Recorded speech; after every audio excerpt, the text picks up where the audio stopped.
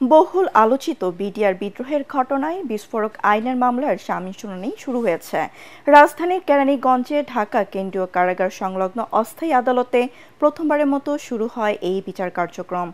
মামলার শুনানি উপলক্ষে সকাল থেকেই কারাগারের সামনে ভিড় করেন জেলবন্দি বিডিআর সদস্যদের আত্মীয় স্বজনরা। তারা দ্রুত বন্দীদের মুক্তির দাবি জানান। এর আগে এই মামলার বিচার কার্যক্রম বকশীবাজারের সরকারি আলিয়া মাদ্রাসা মাঠে অস্থায়ী আদালতে অনুষ্ঠিত হয়ে আসছিল। গত ৯ জানুয়ারি এই মামলার শুনানি হবার কথা ছিল, তবে সেদিন রাতে অস্থায়ী আদালতের এজলাস কক্ষে অগ্নিকাণ্ডের ঘটনায় বিচার কার্যক্রম মুলতবি ঘোষণা করে আদালত। দর্শক, এই মুহূর্তে কেরানীগঞ্জে ঢাকা কেন্দ্রীয় কারাগারের সামনে রয়েছেন সহকর্মী মাজহারুল হক মুহাজির। আমরা সরাসরি চলে যাচ্ছি তার কাছে। মুহাজির, বিচার কার্যক্রম কি শুরু হয়েছে? সেখানকার পরিস্থিতি আমাদেরকে জানান। মারিয়া, আপনাকে ধন্যবাদ।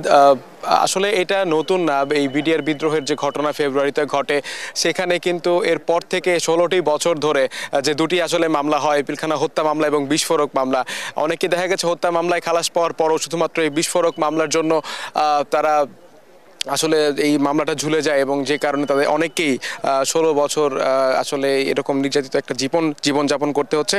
তবে আমরা এখন যেহেতু কেরানীগঞ্জের অস্থায়ী আদালতে আছি, সেখানে আপনাকে একটা তথ্য জানিয়ে রাখতে চাই যে শুনানি শুরু হয়ে গেছে, এখন সাক্ষ্য গ্রহণ চলছে। এতক্ষণ আমরা এজলাসেই ছিলাম, সেখানে আমরা দেখছিলাম যে সাক্ষ্য গ্রহণের কাজ চলছে। আমরা অনেকেই দেখেছি সেখানে তারা সাক্ষ্য দিচ্ছেন এবং এজলাসের কার্যক্রম এখন চলছে।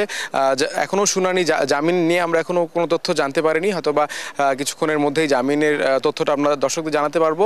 তবে আমরা যখন সকাল থেকে যেহেতু ছিলাম কেরানীগঞ্জের এই অস্থায়ী আদালতে, সেখানে আমরা যারা আসলে পরিবারের সদস্যরা যারা রয়েছেন তাদের উপস্থিতি কিন্তু আমরা দেখতে পেয়েছি যে সবাই সকাল থেকেই আসছিলেন এবং সবার একটা প্রত্যাশা ছিল যে প্রত্যাশা আজকের মধ্যে হয়তো বা তারা তাদের শুনানিটা পাবেন, যেহেতু এটা দীর্ঘদিন যাবতই আসলে হয়ে আসছে।